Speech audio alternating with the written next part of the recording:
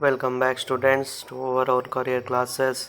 आज हम लोग बात करने वाले हैं resistors in series. Battery connect कर दिया है हमने। यहाँ पे हमें एक सर्किट दिख रहा है। बैटरी का एक एंड पॉजिटिव, दूसरा नेगेटिव।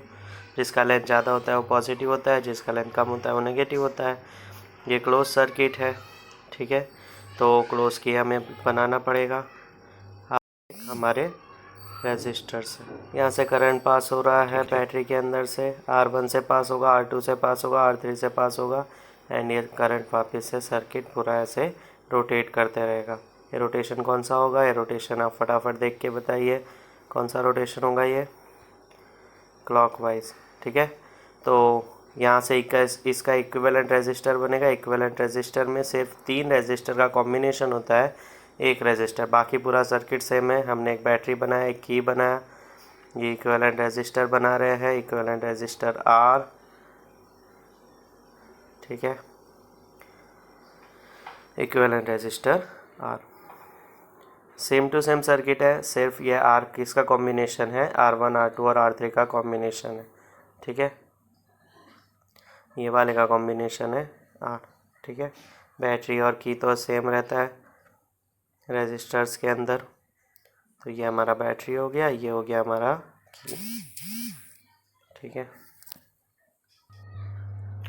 यहाँ से सर्किट पूरा पास हो गया।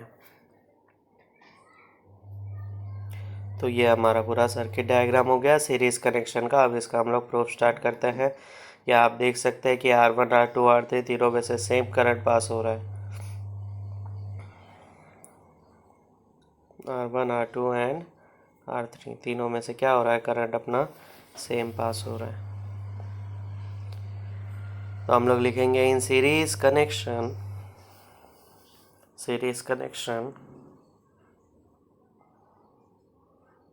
Flow of current will be same, ठीक है। आप देख सकते हैं R1, R2 और R3 तीनों में से करंट की वैल्यू क्या आ रही है? सेम आ रही है। दैट इज करंट क्या है? इधर कांस्टेंट है, ठीक है। आप खुद पाथ ट्रैवल करके देख सकते हैं कि जैसे ही आप करंट को सप्लाई करेंगे तो करंट जो है वो कहीं अपना पाथ उसको डेविएट नहीं कर रहा है, करंट अपने पाथ पे ही जा रहा है। इसलिए करंट क्या हो गया? इसमें कांस्टेंट हो गया। अब हमें पता है ओम्स लॉ। ओम्स लॉ में क्या होता है? 3 पैरामीटर होते हैं, V इक्वल्स टू IR, जिसमें से मैंने पहले ही बता दिया कि करंट की वैल्यू तो कांस्टेंट है, रेजिस्टेंस तो चेंज हो ही रहा है ऑलरेडी, ठीक है। तो V की वैल्यू R1 रेजिस्टर, R2 और R3 के लिए V का वैल्यू चेंज होगा। देख सकते हैं हम लोग V1, V2 एंड V3, ठीक है। तो अब तीनों का फटाफट हम ओम्स लॉ लगा के डेरिवेशन कर देते हैं, ठीक है। तो फर्स्ट वाले रेजिस्टर पे अगर हम ओम्स लॉ लगाएंगे तो क्या बनेगा? V1 equals to I into R1। अब I इंटू R1 क्यों आया? क्योंकि करंट कांस्टेंट है और R1 जो है वो वेरिएबल है, ठीक है। ऐसे ही सिमिलर वे में हम लोग V2 लेंगे। V2 equals to I into R2। V3 equals to I into R3, ठीक है। अब तीनों का कॉम्बिनेशन हम लोग फटाफट कर देंगे। तीनों का कॉम्बिनेशन क्या होगा? V equals to V1 plus V2 plus V3। तीनों की वैल्यूज़ हम इक्वेशन से पुट कर देंगे। V की वैल्यू, V1, V2, V3 सबकी वैल्यू हम लोग इक्वेशन से पुट कर देंगे।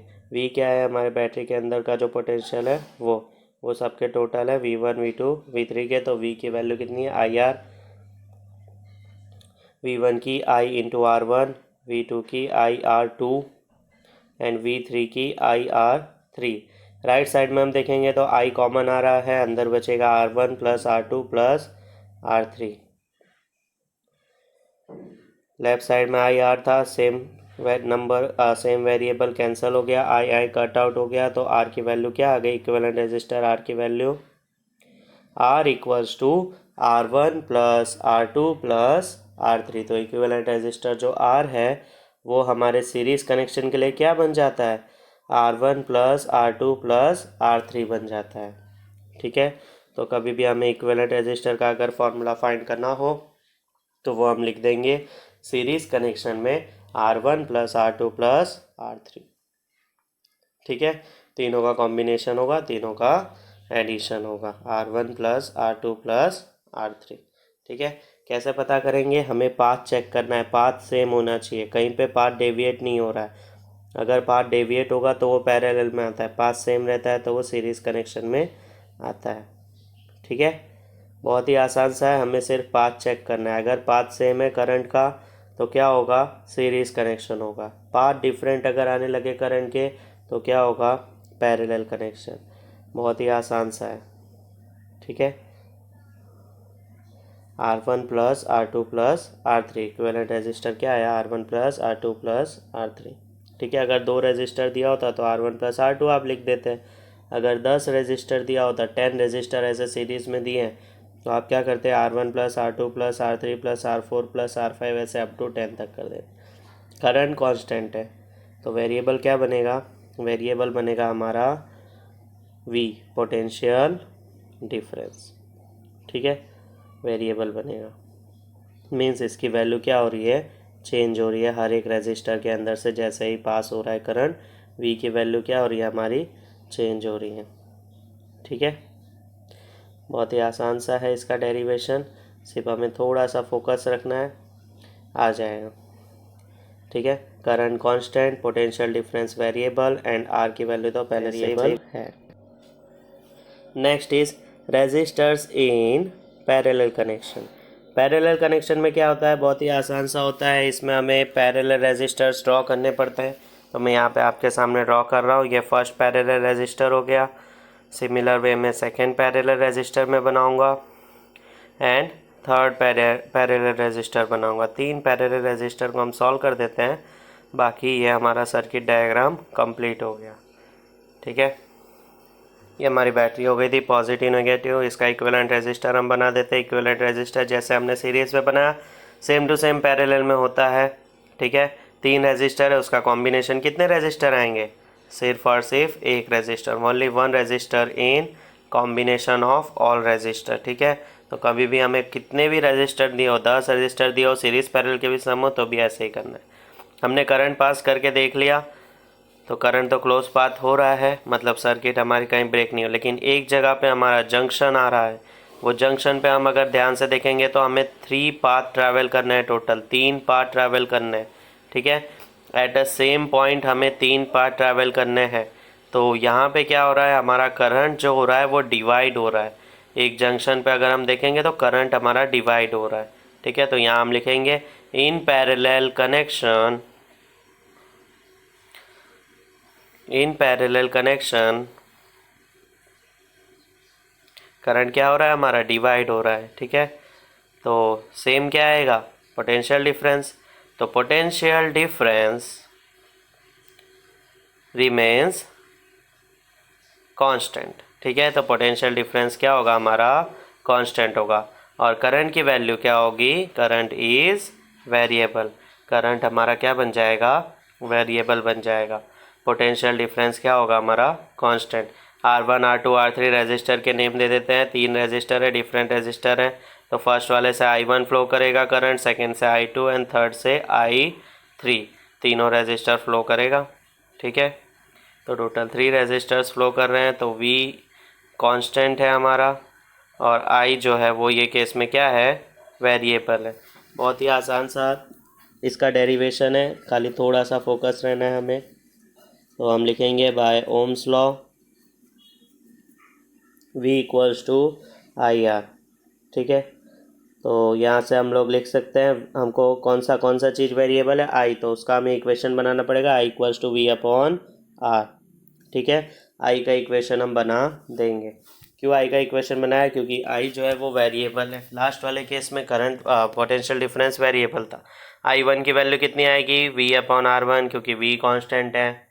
I2 की वैल्यू कितनी आएगी? V अपॉन R2 आएगी। I3 की वैल्यू कितनी आएगी? V अपॉन R3 आएगी। सिंपल सा है, हमने I का इक्वेशन बना दिया, सिर्फ उसमें वैल्यूज़ क्या की है? पुट की है, ठीक है। नेक्स्ट पेज पे देखते हैं बाकी के डेरिवेशन। I इक्वल्स टू हम लोग क्या लिखेंगे? Total current I equals to I1 plus I2 plus I3 लिख देंगे। अब आई की वैल्यू कितनी है, वी अपॉन आर है। आई वन की वैल्यू है V upon R one. I two की value V upon R two. I three की value V upon R three. Right side हम देखेंगे तो v कॉमन आ रहा है, 1/r1 plus 1/r2 plus 1/r3। v upon R V cancel हो गया तो कितना बचा, लेफ्ट साइड हुआ 1/r equals to 1/r1 plus 1/r2 plus 1/r3। तो ये हमारे इक्विवेलेंट रेजिस्टर का आ गया। अब ये इक्विवेलेंट रेजिस्टर का रेसिप्रोकल आया है, तो न्यूमेरिकल करते समय हमें एक चीज़ ध्यान रखनी है कि इक्विवेलेंट रेजिस्टर आर हमें नहीं मिलेगा, लेकिन जब वो आंसर मिलने वाला है वो हम लिख देंगे। ये हमारा बैटरी है, एलसीएम लेना पड़ता है, लास्ट में रेसिप्रोकल करना पड़ता है। यहाँ पे हमारा क्या हुआ, तीनों करंट डिवाइड हो गए। करंट डिवाइड होता है 3 पॉइंट से, फर्स्ट वाले से I1, सेकेंड से I2, थर्ड वाले से I3। तीनों हमारा क्या हो गया, करंट डिवाइड हो रहा है। ठीक है,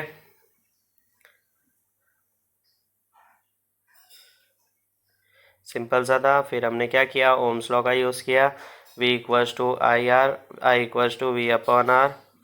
ठीक है, उसके बाद हमने लिख दिया I1 की वैल्यू V/R1, V/R2, V/R3, तीनों वैल्यूज़ हमने लिख दी, वहाँ से डेरिवेशन हो।